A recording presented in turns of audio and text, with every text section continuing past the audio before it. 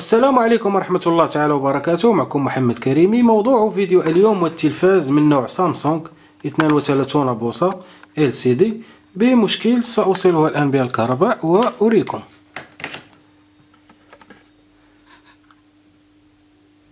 لاحظوا اللمبة الأمامية تومض، فقط التلفاز يبقى على هذا الوضع لا يقلع. لاحظوا اللمبة الأمامية يعني تومض ومن بعدها يعني تتوقف، لاحظوا لثانيتين وتعاود يعني الوميض. هذا هو مشكل التلفاز. الآن سنقوم بفتحه ونكتشف. تابعوا. هذا هو شكل التلفاز من الداخل، وأول شيء علينا فعله الآن هو التأكد من الباور سبلاي، هل هي شغالة بشكل جيد أم لا. لماذا نقوم بهذه الخطوة أصدقائي المبدئية دائما؟ لأن الباور سبلاي فهي المزود للطاقة أو المزود للتغذية الرئيسي، فأبسط خلل يكون في مزود الطاقة أو وحدة التغذية أو الباور سبلاي، أبسط مشكل فهو ينتج عنه يعني عدم اشتغال التلفاز أو يشتغل التلفاز بشكل غير طبيعي إلى آخره. إذن كما قلت أول شيء سنفعله الآن هو الفحص الباور سبلاي، التأكد منها، فتابعوا.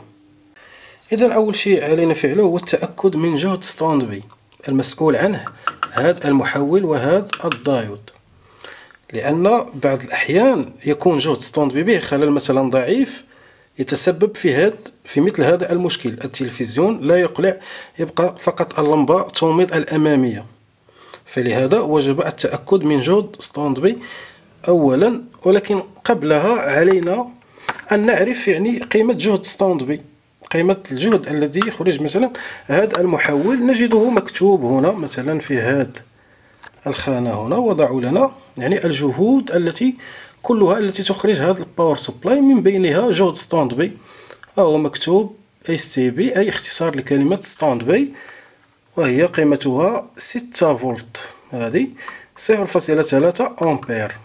إذن المفروض عند القياس أو الفحص بالمالتيمتر نجد هنا في هذا الدايود نجد 6 فولت. إذن نوصل الكهرباء الآن. إذن هي لمبة الباور الآن. نأخذ المالتيمتر، نضع سالب المالتيمتر هذا هنا في القطعة الحديدية.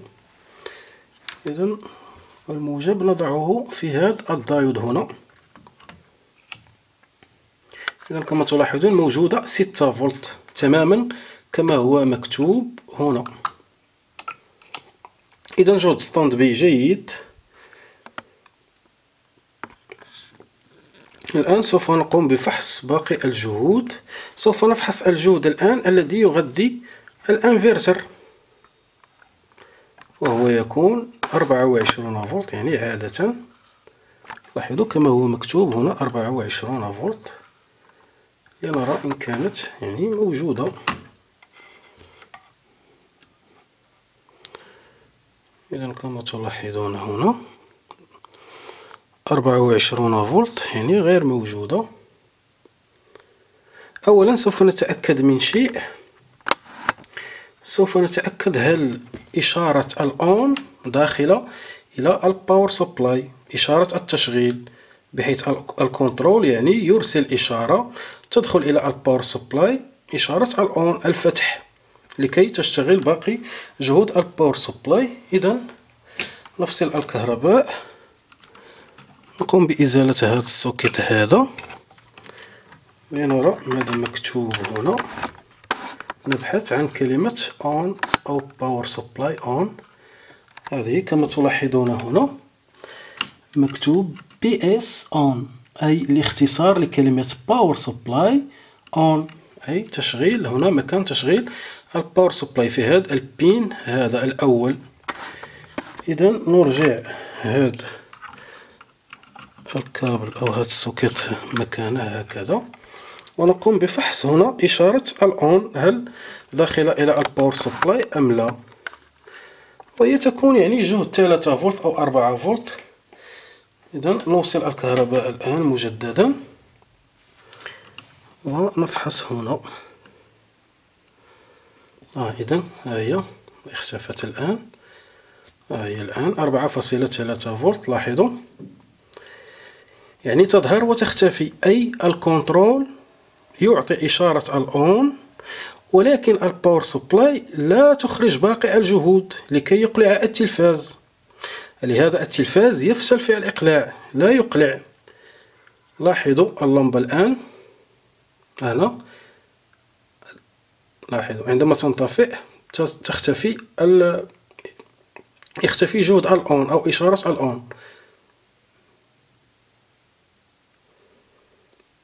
إذا المفروض في اللحظة التي يظهر جهد الأون أن تشتغل باقي الجهود وتظهر هنا 24 فولت. لاحظوا لا يوجد 24 فولت، يوجد جهد لاحظوا ضعيف جدا بالملي فولت وهو غير مستقر. إذا الباور سبلاي بها مشكل بالتأكيد. يعني من خلال هذا الفحص الذي قمنا به حددنا المشكل أين. كان في الأول الشك هل المشكل من المذربورد أو المشكل من الباور سبلاي. من خلال هذا الفحص نتأكد بأن المشكل من الباور سبلاي. الآن ما سوف أقوم به، سوف أقوم بإزالة الباور سبلاي من مكانها وأقوم ببعض الفحوصات عليها، فتابعوا. إذا هذه الباور سبلاي، وكما رأيتم يعني دائرة ستوند بي تخرج يعني الجهد 6 فولت جيد، لا مشكلة فيه. هذا هو المحول الخاص بجهد ستوند بي، وهذا الاي سي هو اي سي سويتشنج التقطيع. هنا عبارة عن اي سي اوسيليتر، وهنا مصفت او ترانزستور لعملية السويتشنج. إذا هذا المحول هنا فهو الذي يخرج يعني باقي الجهود، من بينها 24 فولت التي يعني تشغل الانفرتر للتلفاز المسؤول عن إضاءة الخلفية. وهذا الاي سي هنا هو اي سي التقطيع. هذا ما سوف نقوم به الآن هو محاولة معرفة السبب لما هذا المحول لا يخرج باقي الجهود، بالرغم من أنه الباور سبلاي يعني ككل تأتيها إشارة الأون، إشارة التشغيل. فأول شيء سوف نقوم به هو فحص الجهد الذي يشتغل به هذا الاي سي هذا، لأن هذا الاي سي هو المسؤول عن هذا المحول، وهذا المحول لا يخرج باقي الجهود. إذا هذا هو محور يعني شغلنا، نشتغل في دائرة السويتشنج أو التقطيع لهذا المحول. إذا أول شيء سوف نقوم بفحص أو معرفة الجهد، هل هو داخل لهذا الاي سي أم لا. وهو يكون يعني يختلف يعني من اي سي لاخر، ومن باور سبلاي لاخرى. نجد اي سي يشتغل يعني ب 14 فولت، يوجد من يشتغل ب 20 فولت، يوجد من يشتغل حتى يعني ب 30 فولت، يعني على حسب اختلاف الباور سبلاي ونوع الاي سي المركب فيها.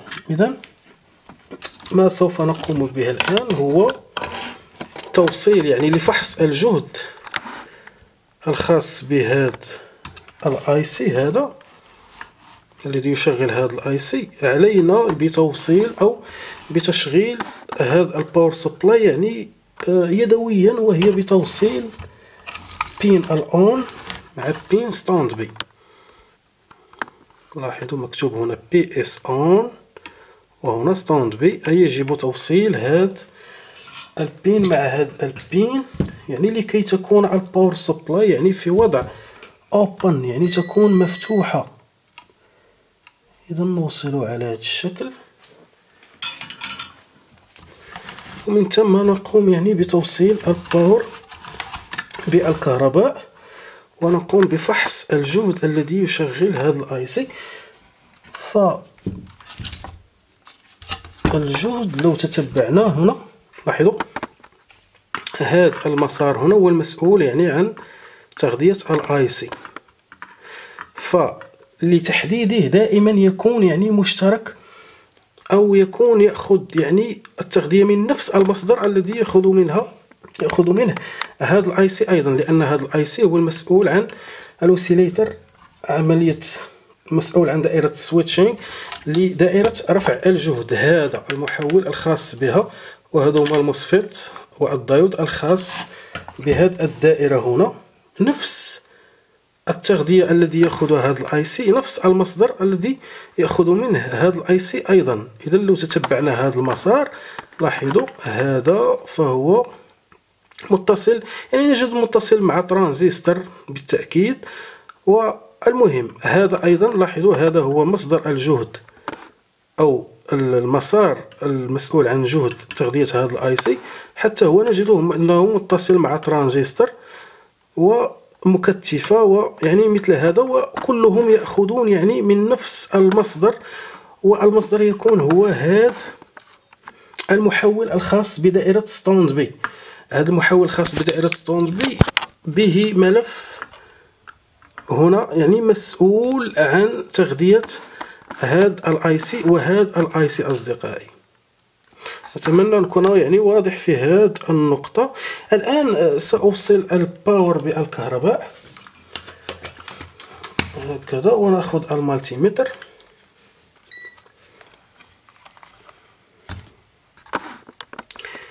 على هذا الشكل. إذا نقوم بفحص هنا في المكثف الرئيسي. لاحظوا 386 أي حوالي 390 فولت. هذا يدل على أن الباور الآن باور سبلاي في وضع أون، يعني في وضع الاشتغال. إذا هنا المفروض أن نجد لاحظوا 22 فولت، وهذا الجهد هو الخاص يعني بتغذية هذا الاي سي هذا. إذا هذا الاي سي داخل له يعني جهد، المفروض أن يكون هنا يعني تقطيع ويشتغل هذا المحول ويخرج باقي الجهود. إذا لاحظوا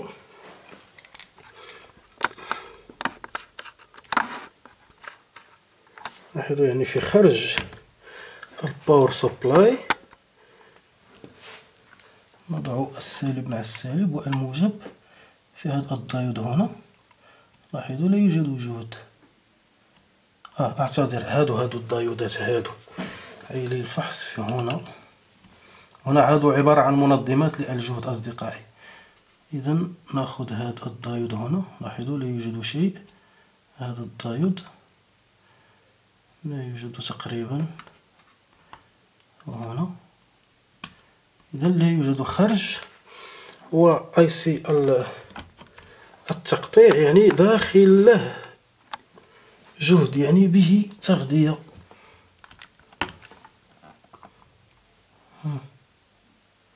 إذا المفروض في هذا الوضع يعني أن تشتغل الباور سبلاي. إذا موجود هنا خلل بالتأكيد، سوف نحاول معرفتها الآن. سأفصل الكهرباء، سأحول المالتيمتر إلى وحدة قياس الدايود. ربما يكون هنا شورت أو شيء في خرج الباور سبلاي. لنرى هنا في هذا الدايود لاحظوا لا يعطي، يعني لا يوجد شورت في هذا الدايود هنا أيضا. إذا الوضع عادي يظهر، يعني لا يوجد لا قصر هنا أيضا لا يوجد لا قصر ولا شيء. إذا بالتأكيد يعني المشكل هنا في دائرة التقطيع سويتشينغ. ربما يكون هذا الاي سي هذا وهو كاي سي يعني الاس تي ار، يعني كذلك يعني ذلك الشكل يعني للتلفزيونات القديمة. فيمكن أن يكون هذا الاي سي يعني به خلل وهو سبب المشكل، أو يكون سبب المشكل يعني من مكونات أخرى. ولهذا سوف نبحث يعني عن سبب هذا المشكل، فتابعوا. إذا سأتأكد من هل داخل له جهد المكثف الرئيسي أم لا. وجهد المكثف الرئيسي كما رأيتم يعني حوالي 300 فولت. نسيت، سوف أوصل الباور بالكهرباء مجددا. حوالي 300 فولت. المفروض أن نجدها في هذا الاي سي هنا، هي داخلة إلى الاي سي.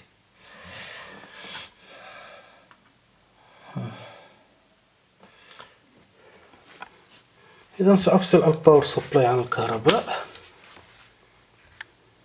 الآن سأحول الملتيمتر إلى وحدة قياس الديود والجرس، وسوف أقوم بقياس أو فحص جهد أقوم بفحص جهد المسار أو البين المسؤول عن عملية الفيدباك لهذا الاي سي.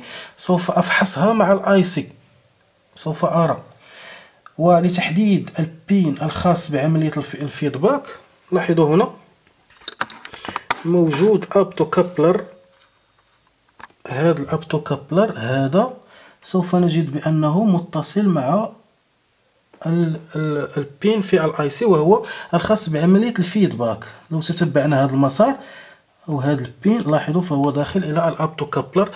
هذا واحد يكون متصل مع الأرضي، هو الأرضي المكثف الرئيسي، وواحد يكون متصل مع الاي سي. إذن هذا المسار هنا هو الخاص يعني بعملية الفيدباك، فهو متصل مع البين. سوف أتتبعه الآن. هذا هنا موجود جامبر هنا. لو تتبعنا هذا المسار، هذا هنا موجود جامبر. إذن هذا هو البين، هذا في الاي سي هو الخاص بعملية الفيدباك. لاحظوا هذا بالضبط هنا الجامبر، وهو متصل مع الأبتوكابلر. إذن سوف أفحصه مع السالب أو أرضي الباور سبلاي. إذن هذا هو الأرضي للباور سبلاي، سالب المكثفة. سوف نقوم بالفحص هنا. لاحظوا القراءة التي أعطاني. إذا قلبت سأقلب، هذه قراءة مشكوك في أمر يا أصدقائي. سأحول المالتيمتر إلى وحدة قياس المقاومات، وأرى يعني قيمة المقاومة الموجودة بين الأرضي والبين الخاص بعملية الفيدباك. 100 يعني 194 أوم. رأيتم؟ هذه قيمة أو قراءة يعني تدل على أن هنا موجود مشكل. المفروض أن لا يعطيني هذه قيمة المقاومة بين الأرضي والبين الخاص بعملية الفيدباك للاي سي. إذا موجود هنا خلل أصدقائي بالتأكيد، وهو في دائرة الفيدباك، إما من الاي سي به مشكل هذا، أو المشكل من الأبتوكابلر هذا. أتمنى أن تستوعبوا هذه الأمور أصدقائي. هذا الأبتوكابلر إما أن يكون هو سبب هذه القراءة،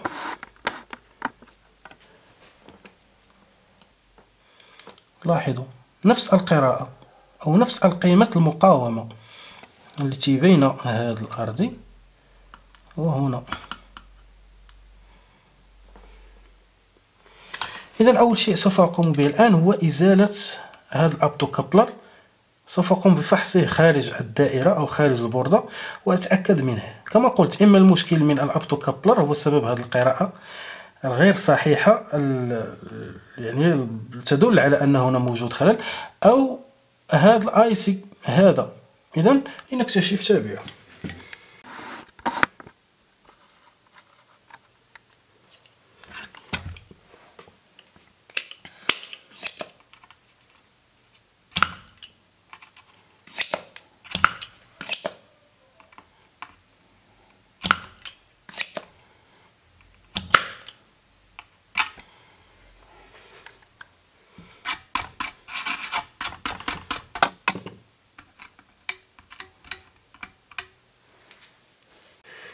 الآن بعد فصل الأبتوكابلر عن الدائرة، سوف نقوم بالفحص من جديد. نأخذ المالتيمتر ونلقيها على وحدة قياس المقاومات الأوم، والآن سوف نفحص قيمة المقاومة الآن ونقارن بين الأول والآن. إذا هذا هو البين أو المسار الخاص بعملية الفيدباك. لاحظوا الآن أعطانا قيمة مقاومة 7.5 كيلو أوم، وهي قيمة يعني كبيرة بالمقارنة مع القيمة التي أعطانا في الأول. أعطانا قيمة يعني بالأوم، يعني قيمة صغيرة.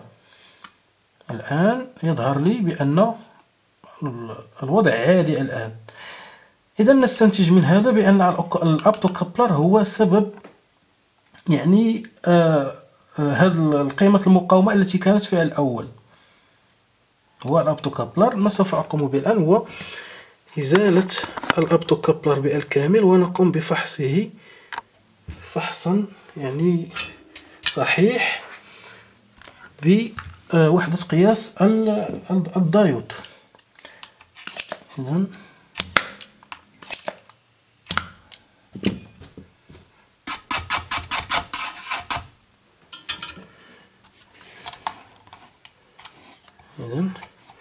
هذا هو، سوف نفحصه الآن. إذن نأخذ المالتيمتر ونحولها إلى وحدة قياس الدايود على هذا الشكل. إذن نأخذ الأوبتوكابلر، نأخذ الجهة يعني جهة الحار، يعني يوجد 4 أرجل.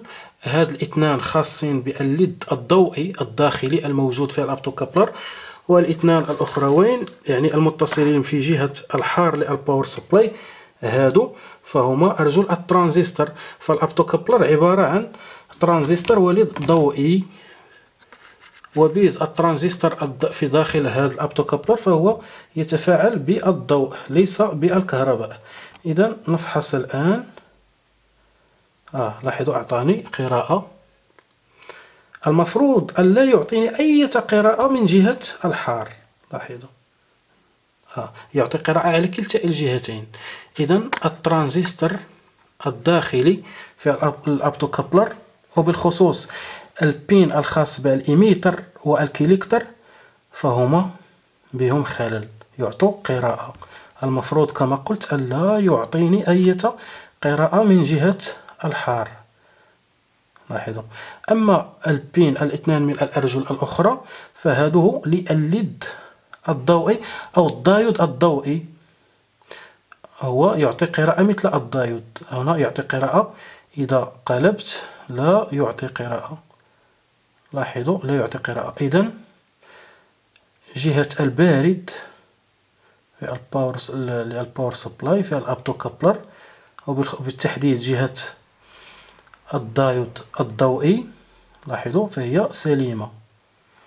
أما هذه الجهة هنا المفروض أن لا تعطيني أي قيمة أي قراءة، وهنا تعطينا بالمالتيمتر قراءة على كلتا الجهتين. إذن يا أصدقائي توصلنا إلى المشكل. المشكل هو هذا الأوبتوكابلر هذا. ولهذا يعني لا تشتغل دائرة التقطيع لهذا الباور سبلاي، لا يشتغل هذا الاي سي هذا. أتمنى أن تستوعبوا هذه الأمور، فأنا أشرح لكم بالتفصيل الممل. إذن هذا العطل أصدقائي فهو عطل خبيث، فالحمد لله توصلنا إليه يعني بذكاء. الآن سوف نقوم باستبدال هذا الأوبتوكابلر بواحد آخر، ونرى النتيجة إن شاء الله يكون خير. تابعوا. إذن سأركب بدل هذا الأوبتوكابلر هذا، أخذته من باور سبلاي أخرى.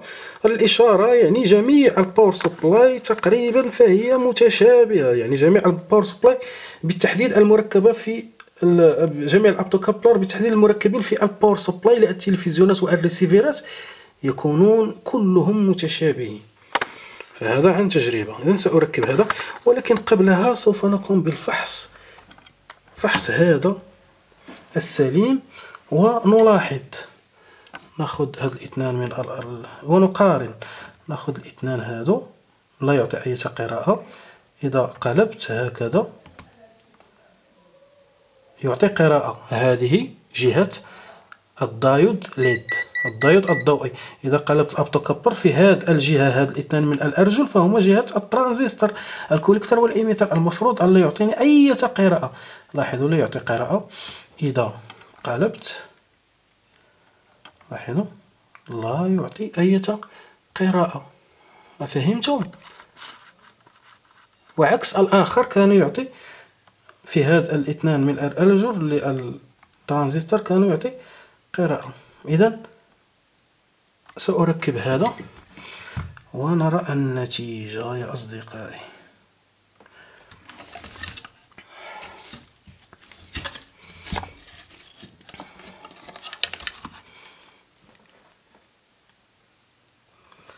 إذا ننتبه إلى العلامة عند تركيب الأوبتوكابلر. هذه العلامة هذه هي النقطة تكون متوازية مع هذه النقطة. نركب على هذا الشكل.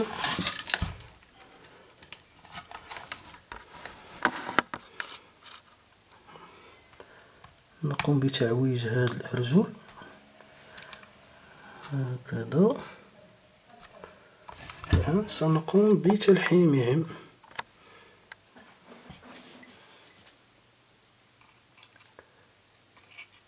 ولمن أراد شراء مثل هذه الكاوية سوف يجد رابطها أسفل الفيديو. وادعمونا أصدقائي بالشراء من الروابط التي تجدونها يعني في صندوق الوصف أسفل الفيديو.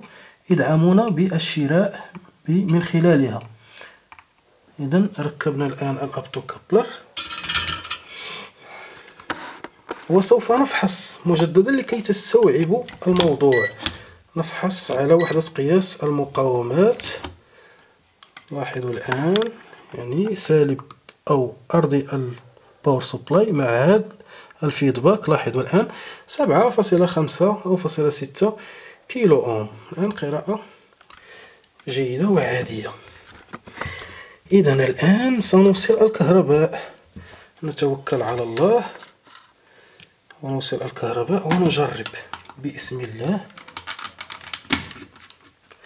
نأخذ المالتيمتر نحول إلى القياس الجهد. نحاول يعني فحص الباور سبلاي. الآن هذا هو السالب وهنا الحمد لله. الآن 24 فولت ها هي موجودة في هذا الدايود. هنا 12 فولت جيد. وهنا 24 فولت. وهنا هذا اثنان من الدايود ل 24 فولت وواحد ل 12 فولت. إذا الآن الباور سبلاي أصدقائي شغالة بشكل جيد. ما بقى لي الآن سوى يعني تركيبها في التلفاز ونجرب إن شاء الله يكون خير. تابعوا. إذا بعد تركيب الباور سبلاي لنجرب نوصل الكهرباء بسم الله. إذا هذه اللمبة الآن تومض. ظهرت لي إضاءة الخلفية الآن شغالة. اللمبة الآن توقفت. إذا التلفاز لقد أقلع الآن. لاحظوا. إذا جيد. التلفاز الآن شغال ولله الحمد. إذا المشكل كان من الأوبتوكابلر هذه، وهي من الأعطال يعني الخبيثة وأيضا الأعطال النادرة، بحيث الأوبتوكابلر يعني نادرا ما يحترق هكذا من تلقاء نفسه. إذا كما رأيتم. إذا نأتي إلى نهاية الفيديو. أتمنى هذا الفيديو أن يفيدكم ويعجبكم. وقبل أن أختم، هذا التلفاز محظوظ. هذا التلفاز محظوظ لأن الأوبتوكابلر عطب من جهة الترانزستور. عطب من جهة الترانزستور. لو كان به خلل أو عطب من جهة الدايود ليد لوقعت كارثة.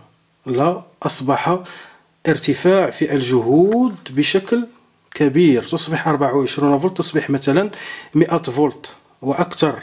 فهمتم؟ فلهذا التلفاز محظوظ وقع الخلل فقط من جهة الترانزستور. إذا أصدقائي نأتي لنهاية الفيديو. أتمنى هذا الفيديو أن يفيدكم ويعجبكم، وإلى الفيديو المقبل، مع السلامة.